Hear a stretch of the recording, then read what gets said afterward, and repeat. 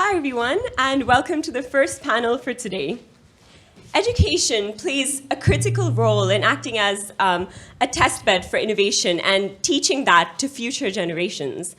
But sometimes when it comes to digital fashion and art, it feels like education is a little bit behind the curve. My name is Ashwini Deshpande, and I'm a digital fashion designer at Meta, previously known as Facebook, and I'm also a graduate of London College of Fashion. Today, I'm going to be speaking to these panelists here about the tools and resources needed to drive adoption of digital fashion and art in education. Let's start off with some introductions. Mimi, if you want to kick us off, please. Okay. Hi, everyone. My name is Mimi.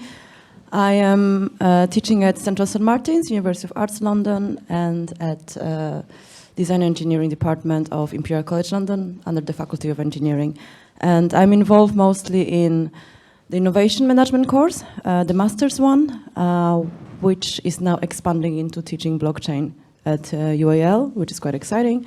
And mainly in Imperial, we're doing something called Mana Lab, which is the future of work in blockchain research group. So more focusing on scientific research and PhD students, bringing them together and trying to produce papers towards like research into blockchain. And Central St. Martin is more hands-on projects. Amazing, thank you. Kristina, do you want to? Hi, my name is Kristina. I'm an immersive experience designer, co-founder of ArtsXR, an immersive production studio, and I'm also an associate lecturer at UAL CCW in immersive technologies. Chris? Thank you, Ash. Is my mic working? Yes. Hi there. So my name's Chris Follows. I'm the academic lead for research and development into immersion technologies across Camberwell, Chelsea and Wimbledon Colleges of Art, which is part of University Arts London, which basically means I'm working with academic staff to basically scope out what immersion technologies could be potentially useful for their courses or new courses that may come out of immersion technologies. I'm also a co-founder at ArtsXR, immersive production company. And I'm an artist, so I studied fine art painting graduated in 2000. And since then I've been exploring, I've always explored digital in my practice. I'm kind of fully making digital paintings at the moment and exploring NFTs. Thank you. Amazing, thank you. So my first question is quite simple. It's where do you think education is at currently, and what is sometimes holding it back from keeping up with the pace of the industry? Okay, I can start. I think historically you have blockchain papers, like scientific research from the 60s even. So basically it comes from the cryptography and mathematics, but it kind of gets stuck there until you got some adoption. And of course adoption came later. Usually innovations comes into adoption when there's a need. So of course the need came after the financial crisis. We had to come up with better financial systems.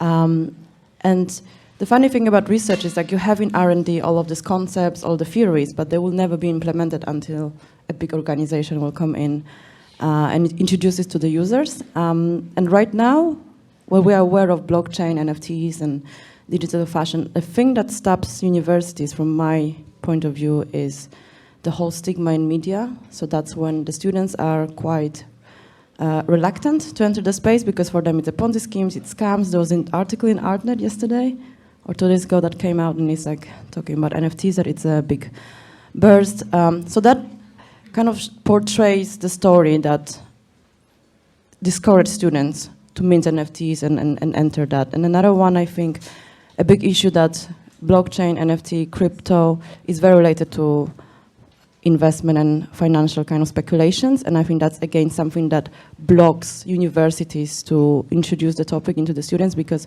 we had a lot of panels last year at CSM, and I could see on YouTube the chats, people would commenting like how the university is feeling about giving students financial advice. And it's always the moment when we ask them to open the wallet, mint a free NFT, a POAP, for example, we would get a backlash that we are asking people to deposit money or like do any financial activities. And I think yesterday I spoke to William Mapan, and he said he's also teaching generative art, coding, creative coding in a university in Paris. And he said, I can never use the word blockchain. I can do, let's do generative art, let's do creative coding, but don't mention NFT, because otherwise he could lose his job. That's really interesting, the reputation it's got that way and how that's affecting its usage in education. What do you guys think about, I mean, NFTs or digital fashion and art in general? Yeah, I agree with everything Mimi said. I think also it's potentially not black and white. I think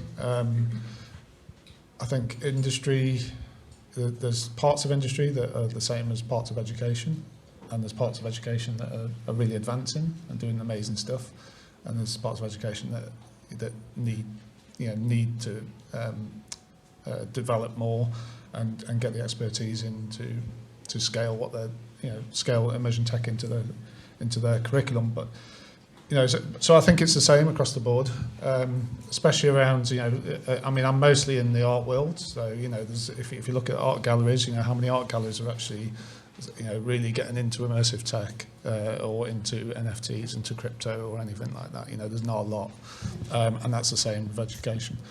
I think it's essentially a problem that needs to be needs a lot of attention to resolve. It's basically it's a problem solving. You need to go in there and you need to basically evaluate each case specifically, and that's really what I'm doing within university, which you can kind of see as a sort of microcosm of that. In terms of, okay, you've got courses that are really advancing, like creative computing courses, which will have no problem with immersion tech. But what about ceramic courses? What about textile courses or costume design for theatre? Where do those courses go in this new world? So, yeah. It's also about, it's a very fast-moving technology, and implementing anything into a curriculum takes a long time. So by the time it's implemented in the curriculum, it's completely obsolete. So I think unless people are willing to experiment, and it's a bit like industry, where unless you have players that are willing to experiment and take a leap of faith and say, okay, I'm going to go with this, might be a failure, I'll just give it a go and see, and then hopefully it will pay off. It's the same in education. It's not like playing with the students, but it's trying to experiment and pushing the boundaries, and that's when you get somewhere. And I think that's what we're doing at UAL, where we have little research pockets and then just push that, and yeah. Amazing. So you kind of touched on my next question, but I'd like to delve a little bit deeper about so how can we enable universities to keep up with industry and to kind of be a step ahead, in fact, of the industry?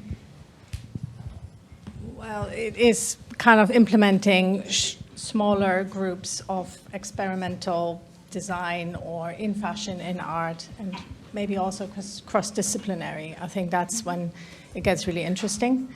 And just testing out new technologies and also pushing the technologies to where it can go, and yeah, maybe delving into Web3 and NFTs, but just trying it out, basically. See where it takes them. So yeah, I've got one example. So one of my colleges is Wimbledon College of Art, which is one of the biggest performance centres now in Europe, and we are pretty much next door to Dimension Studios, which is a volumetric video capture studio. And I kind of linked the two together with our students that are developing sort of theatre design stuff. And Dimension Studios really invested some time in working with the students who were doing quite traditional theatre design, where they were hand-making theatre models and all this sort of stuff. And we applied a challenge to them with Dimension Studios about how would their ideas sort of translate into an immersive experience. Anyway, we went through quite a few months of this exchange between the two, and then at the end, the students presented their ideas and their concepts. And what was really powerful was the head of Dimension, when he left, basically said, I didn't really understand why I was doing this until that moment, until the students presented their ideas, because he got a whole new perspective on his technology that he doesn't get in his industry at the moment. And I think that was super powerful for me. I think it's the exchange between industry and education as well. A bit like Gravity Sketch, what we're having right now. We're using it in a completely different way to what they're used to. I agree with the industrial thing. I think The moment it will be adopted at the university is the relevance, and there are 3 points about the relevance. One is, so last year LVMH came to CSM and they wanted to explore Web3 projects, so I think 2 departments worked on NFTs. I think they came up with something with bees, like kind of Guerlain and LVMH project with Tezos, and that's kind of when they needed basically free labor, cheap labor of students who would create NFTs, and then Gucci would own the IP. But for the school, it's a relevant project because that's the project when university links to industry. The second moment when the school woke up was when Burberry reached out to CSM and said, we want to do something in Web3, we don't really know what to do, so can you guys do the course and we'll pay a lot of money.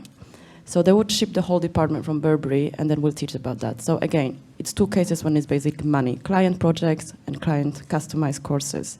And the first one, also halfly related about money or relevance, it's where the students are graduated after university. So if we cannot provide them at least the foundation to find a job later, then that's a bad university. Because you always count on the index, like where did they get, you know, like for example, you end up in Meta, right? So they would take your salary, average salaries of students graduating university, and that's kind of define how good is the university.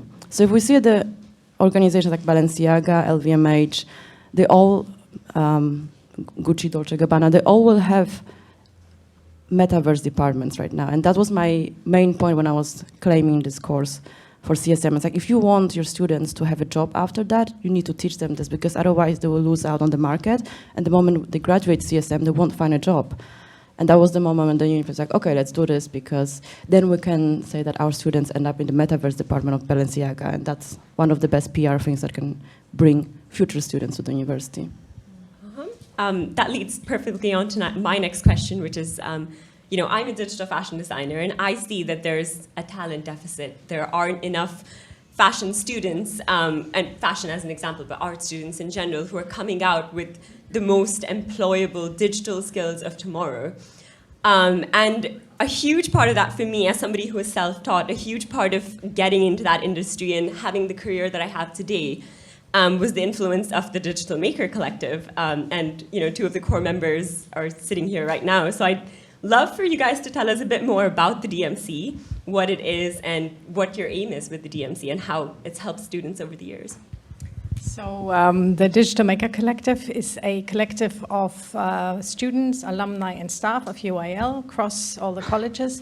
And we have a shared interest in exploring technologies, any technology really, from physical computing to immersive to anything like adaptive paint, you know, generative coding, whatever. It depends which members come and what their interest is, and they push it along, and then everybody comes along. So we, in lockdown, we obviously couldn't meet, so we just met weekly in Frame VR, so a WebXR platform, and developed, so we've actually only met yesterday in real life for the first time. Yeah, we've known each other for years, and I didn't actually believe they're humans. I thought they were just avatars, you know, and I saw them yesterday and I was like, oh, you actually exist in flesh and blood, so pretty cool. So we developed these projects, and then we did, for 5 years, we did week-long residencies at Tate Modern, at Tate Exchange, where we took over a floor and just experimented again. And out of that came quite a lot of projects for the university.